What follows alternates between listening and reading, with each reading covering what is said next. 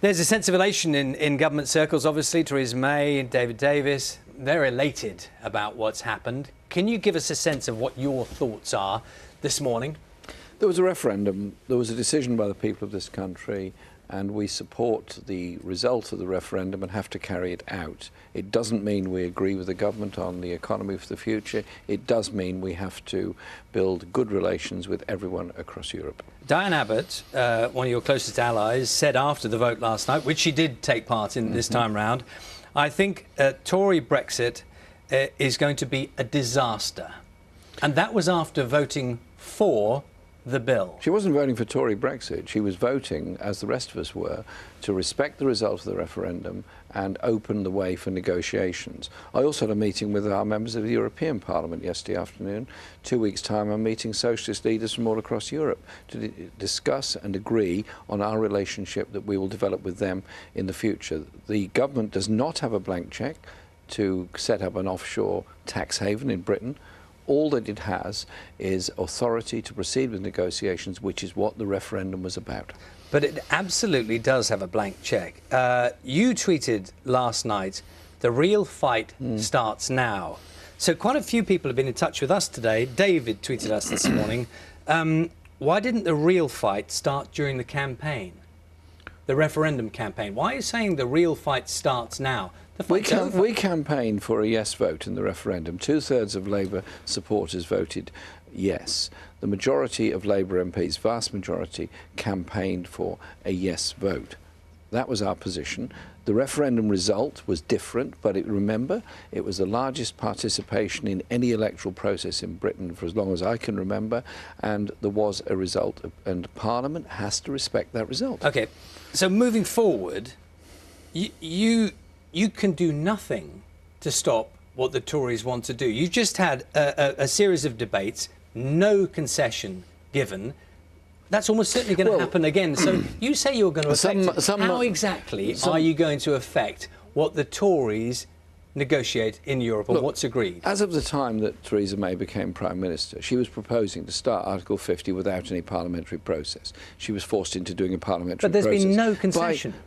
She was forced into it by a combination of legal action and opposition. Yes, but that's become academic now, but it hasn't changed. It's not academic because nothing has changed. She has to now report to Parliament on what she's doing. There has to be votes in all the parliaments at the end of this. There has to be a vote in the European Parliament. No, we haven't agreed with everything. Do you not understand? This was a one-clause bill.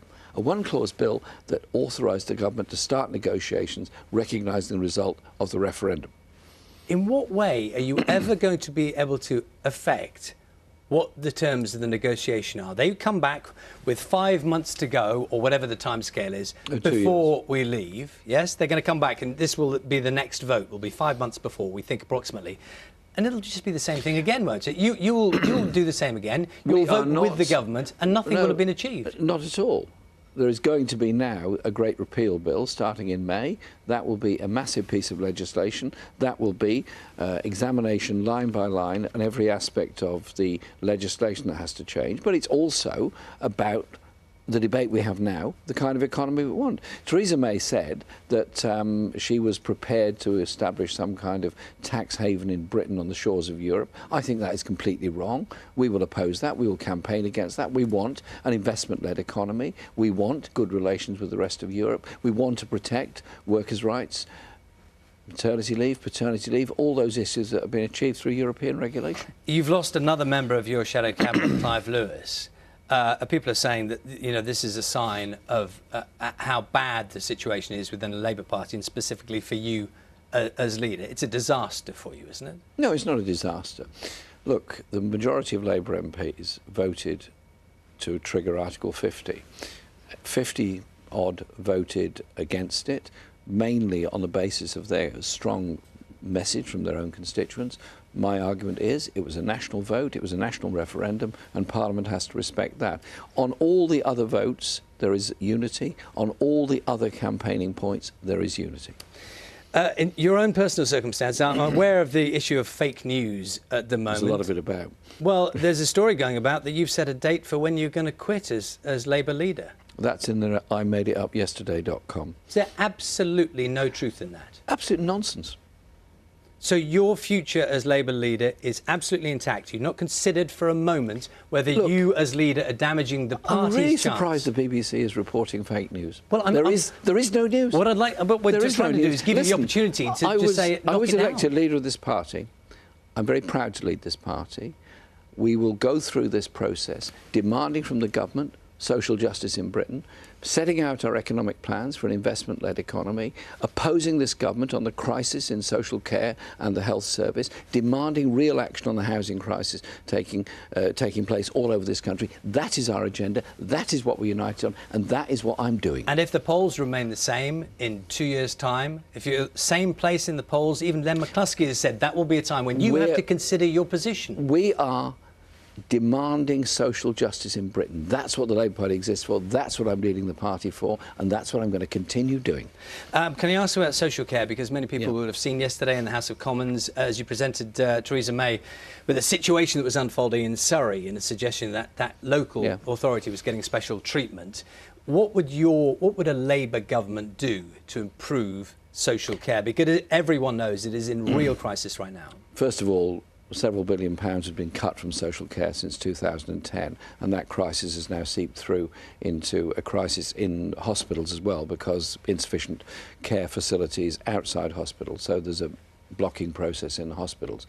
That is a problem. So we would ensure proper funding of it, and we wouldn't be doing sweetheart deals with Surrey County Council or any other. You'd have to have a fair national system. The government's line of development on this is to allow local authorities to raise council tax to pay for it.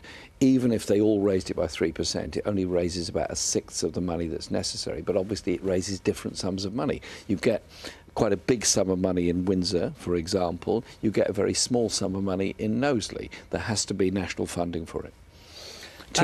About £2 billion is needed, but the crisis is actually paid for by a crisis in the NHS, but it's also paid for by families, many of whom have to give up work in order to care for people who ought to be cared for by our social care system. We need a functioning, effective social care system. Can I just ask you one other thing?